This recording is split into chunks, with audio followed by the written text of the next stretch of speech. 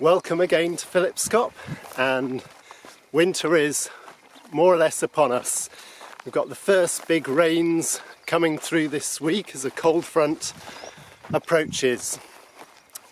We've looked at some of the key plants that flower during winter time, particularly the proteas and the oxalis in previous videos, so do take a chance to look at those if you've not already.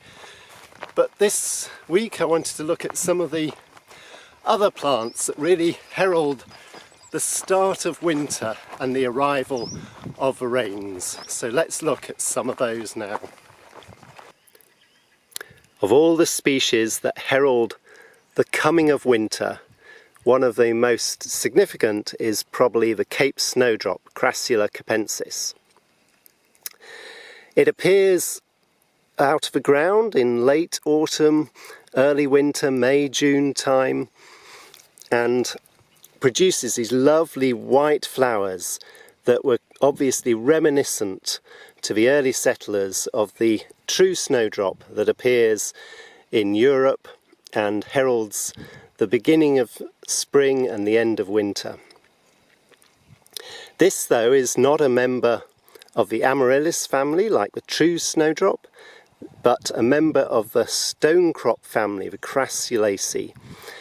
And the stonecrop family is most associated with plants of arid areas with thick, succulent leaves. So it's a bit hard to see the similarity between those plants and this. But like other members of the genus Crassula, the Crassula capensis has its leaves in pairs, but it generally only produces about 2 pairs, and they come straight out of the ground from a small tuber in the autumn time and sit at ground level as these 2 small pairs, occasionally a 3rd pair. And then from that the flowering stem arises with these heads of beautiful starry white flowers. Members of the Crassula family often have petals numbering 5 and then 5 matching carpels in the middle. But the Cape Snowdrop can have anything up to 8 petals and carpels. So if you look here, we've got one flower which has actually 6 petals and then 6 corresponding carpels and stamens. And next door to it we've got one with 7 petals and 7 carpels and stamens in there. So the number is not consistent, but it is usually within that range, and different populations often vary. Some populations of Crassula capensis will only have 5 petals regularly, and some will have much more petals, up to 7 or 8 petals.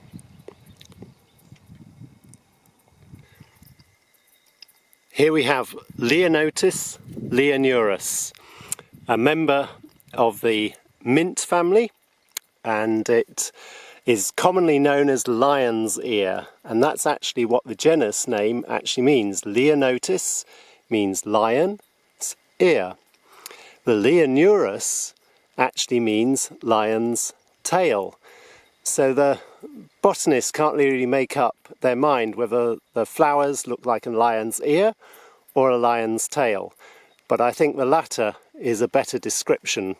The flowers are typical of a mint family in that they have 2 lips. They have a big upper lip which is curved with that hood at the end, and then a very small lower lip that is halfway back along the flower. The shape of a flower is very typical of any bird-pollinated flower, so it's this bright orange colour, which reds and oranges are very attractive to birds, and it's got that slightly curved shape to the flower which matches a sunbird's bill. The other common name for Leonotis is wild ducker, and that's not because Leonotis has any particular narcotic properties, but because the leaves in their whorls around the stem look rather like cannabis leaves. But whereas cannabis actually have multiple lobes to the leaves. The leaves of Leonotis are just a single leaflet, but because they occur in these whorls around the stem, they look as though they've got multiple lobes, like Dacha. The species is quite widespread. It likes a bit of extra nutrients. It often grows in valleys, in richer soils. It doesn't so much a sort of true Fynbos species, but you'll often find it growing along valley edges and as it transitions into margins of scrub. Here we have Syncarpha canescens, one of the everlastings of the Fynbos.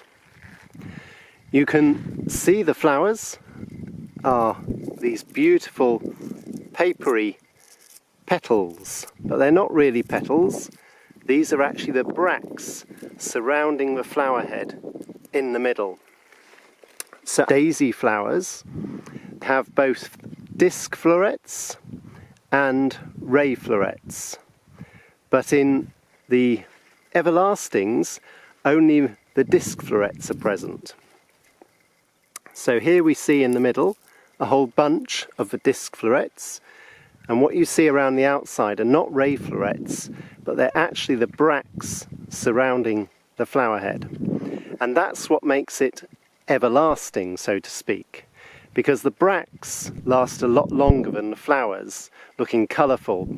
They're dry, they're papery, and they don't fade with sun or lack of water. So they remain this beautiful colour for quite a while after the flowers have faded. This is in the genus Syncarpha, which is one of the members of the daisy family that produce these everlasting flowers. But this species, Syncarpha canescens, is really the only autumn flowering member of the genus. So it's very easy to identify in that respect. Syncarpha canescens is a shrub, but it produces very thin, spindly branches. And each year these branches will more or less die off up to the point where they produce the new shoots. So you can see the lower branches are quite bare of leaves, and it's only the new shoots that bear the leaves on them. Fynbos is very much associated with a winter rainfall pattern. So during the months from about May through to October, you get an increasing number of cold fronts that come through from the west and bring a heavy dose of rain to the land. As you head further east, the rain becomes more year-round, and so you get other elements other than Fynbos creeping in to the vegetation. But certainly on the west coast, the climate is very much a summer drought, winter rainfall. Here around Stanford and Hermanus, we get about 500 to 700 millimeters through the year, but it's very much focused on that winter period. You may get the occasional summer downpour, but most of it comes in those cold fronts during the winter months. Here we have one of the late autumn, early wintering flowering bulbs. It goes under the name of Pauridia minuta. And it's a very good name for it really is minute. Look at the size of those flowers, only a few millimeters across. Pauridia, the genus name, also actually comes from a Greek meaning minute. So the name is quite tautological. The whole genus used to consist of just 2 species, but recently molecular work has shown that the old genus Spiloxene belongs in the same genus, so they've all been lumped into the genus Pauridia. The difference between the old Spiloxene and Pauridia was the number of stamens, and as you can see in the middle here of the flower, there are 3 stamens here, and that was the case in the other species that used to belong to Pauridia, but all of Spiloxene had 6 stamens. But they considered that other characters held the group together better, and so they've all been lumped together in the one genus. Pauridia loves shallow soils on rocky outcrops, maybe with a bit of moisture, of seepage coming in there, and it forms these carpets, often growing in amongst the moss. So you find these little star-shaped rosettes of leaves, and then in April and May time the flowers appear, these white starry flowers appear, making a lovely little show in these rock pockets. Chasmanthe aethiopica is one of a few members of the iris family that flowers at the beginning of winter. It does carry on flowering for quite a period through to around July time, and it grows not so much in Fynbos, but often on the edges of Fynbos, in thicket, or even getting into woodland or the edges of forest or coastal dunes. It's a widespread species from the Cape Peninsula along the southern Cape coast into the Eastern Cape. Its name, Chasmanthe, means gaping flower.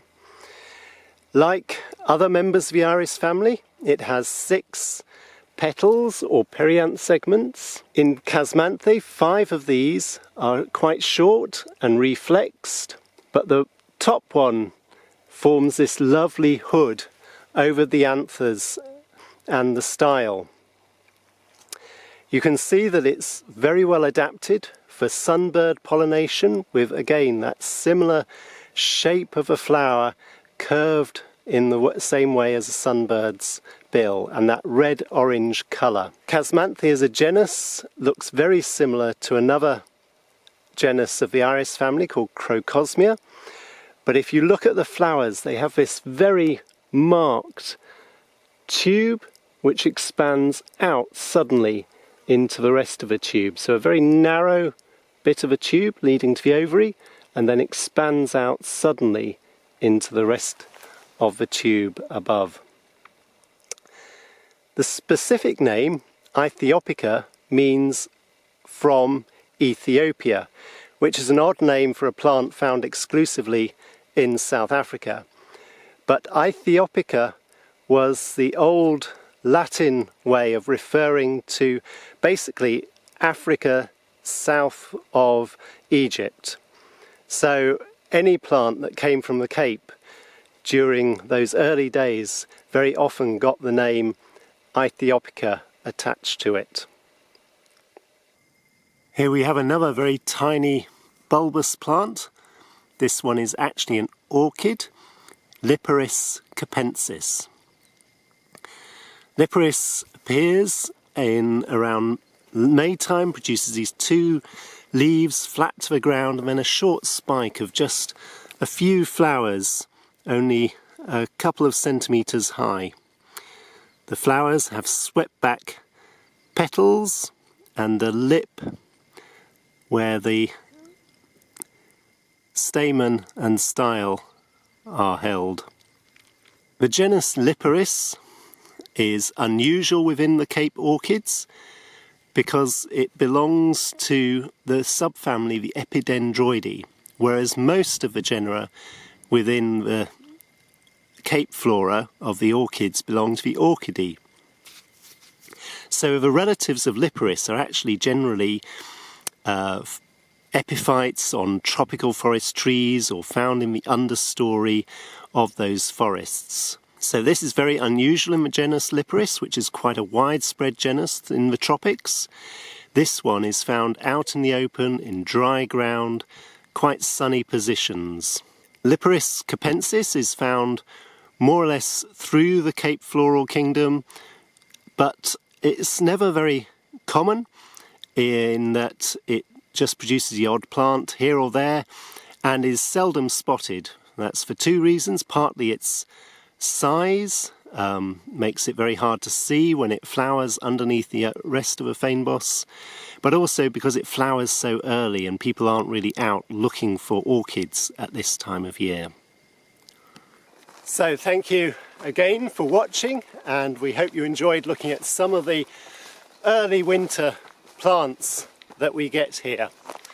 Hopefully over the next few months we'll get a lot more rain and the spring flowers will respond to all that extra water, and we'll have a lovely show come September, October, before the plants cope with those long, dry summer months beyond. So thanks for watching, and we'll see you on another walk in the Fynbos.